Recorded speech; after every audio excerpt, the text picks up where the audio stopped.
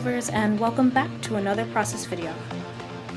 In today's video, I'll be showing you the process and creation of one of my biggest paintings to date. Now, because of the size of this piece, I decided to write down the various steps that I would need to take just to make sure that I was laying colors down in the correct order and masking things off when necessary. I'll also drop some timestamps in the description just because the first half of this video talks more about the inspiration of this painting.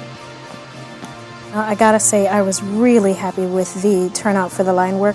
More than enough people have put in a request on social media, so I think I'll definitely be making a coloring page or maybe even a coloring book to go along with this piece. Since April is my birth month, I decided to get a little indulgent. Some of you might remember this little digital painting that I did last year.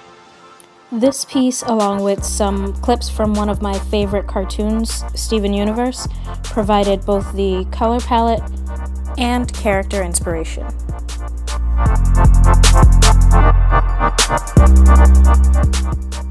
So, fair warning, there may or may not be a little bit of spoilers in this video, so if you haven't seen, I think, into the second season of Steven Universe, you may or may not want to mute me, because I'm going to talk a little bit about it.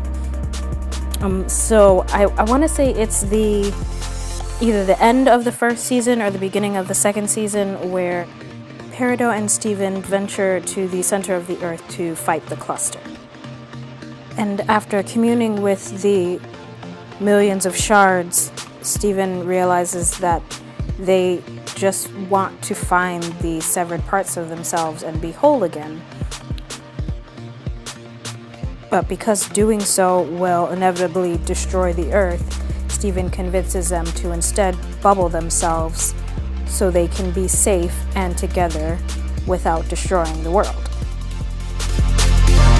Now, while I'm certain that this is a perfectly suitable solution for the problem, I think that there's a possibility that the cluster will come back into play further along in the seasons.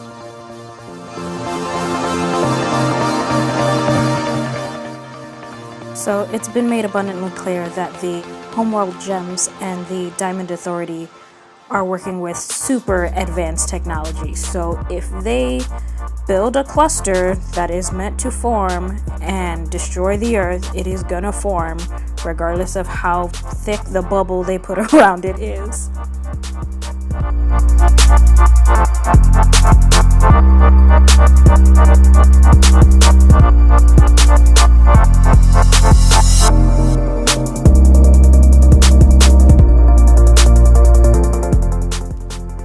So my theory is this: because Steven showed the cluster compassion and taught them how to bubble themselves, it gave them time to kind of stabilize and inevitably find the broken pieces of themselves so they can reform as individuals within the bubble.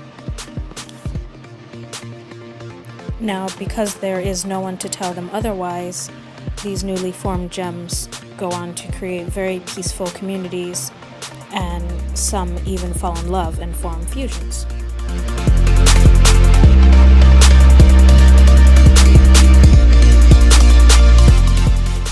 On the surface, the timeline continues. The diamonds come to Earth and begin to attack, and in doing so, they damage the Earth, so much so that it breaks a hole down to the core, which releases the cluster. The strongest and bravest fusions from the cluster begin to rise from the ocean to find that Earth is in chaos and everything around them is being destroyed. They see the crystal gems and Steven fighting to save as many as they can, and they decide to do exactly what they were built for. They form into one massive woman.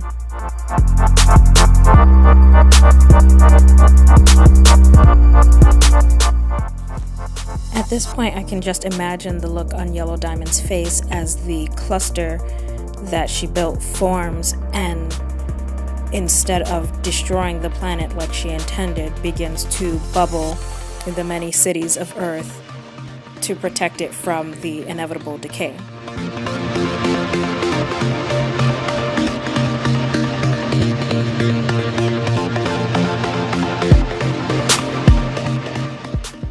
And with the help of the newly formed Quartz fusion, the crystal gems fight off the diamonds and send their armies retreating back to homeworld.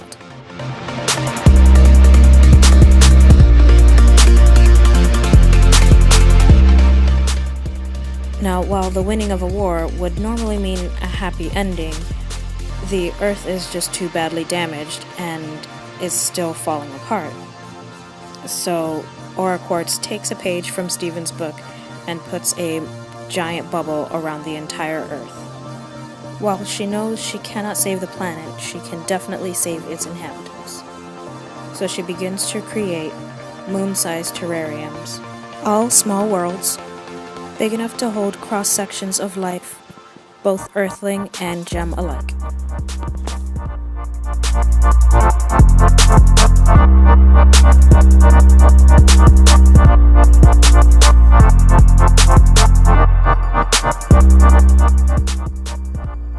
So that's my little story.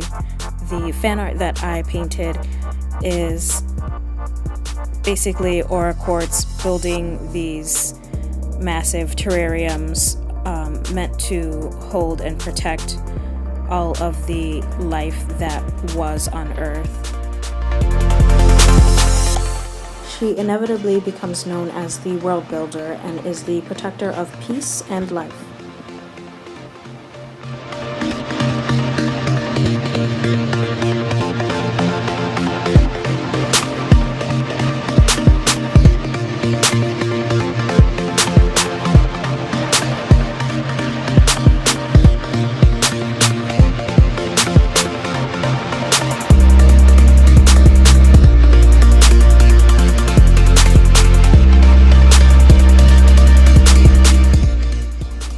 So I hope you all enjoyed my little fan art theory. If you're still watching to this point, I just want to say thanks for sticking around, and for the rest of the video I'll be talking a little bit more about my process and kind of why I made the style choices that I did.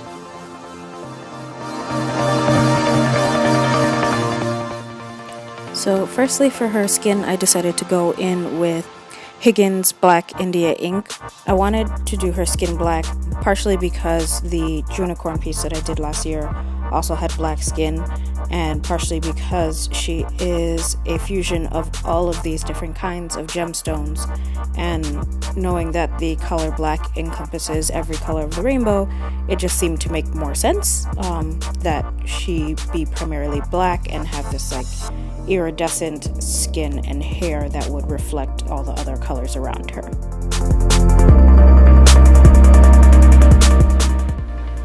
Now, the reason that I decided to go in with ink instead of watercolor for her skin is solely because the ink is completely permanent once it's dry, and since I knew I would be overlaying some colors reflected from the various terrariums, I didn't want those colors to get muddied. I just wanted her skin to have some nice true black and then some vibrant colors.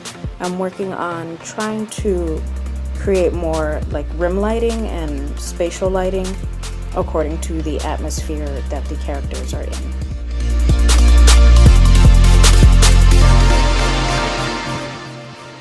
Now, I mentioned earlier in the video that it's helpful to make a list of the different steps in your process. This is particularly helpful in the situation where I have a lot of sheer fabrics and kind of glassy areas that are semi-transparent, and just it helped me to remember kind of where I was moving from the background to the foreground. Now, I also tried to keep in mind the perspective of this piece. Doing so, I tried to make her arms and legs and her head even a little bit smaller and shorter than her legs and the lower half of her torso. It's also why I added the border around it and kind of one of her legs stepping over the border. I wanted to imply that she's so big she's kind of stepping even out of the borders of the image itself.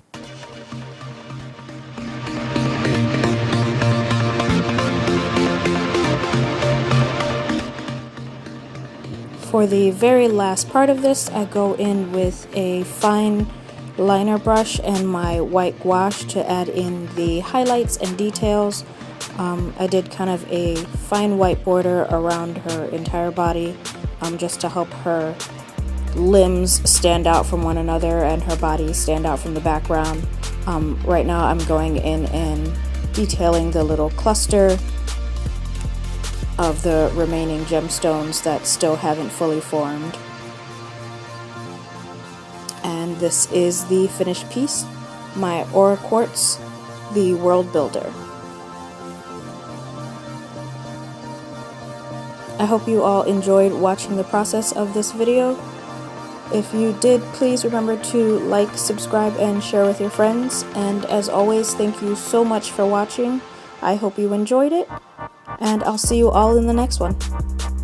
Bye!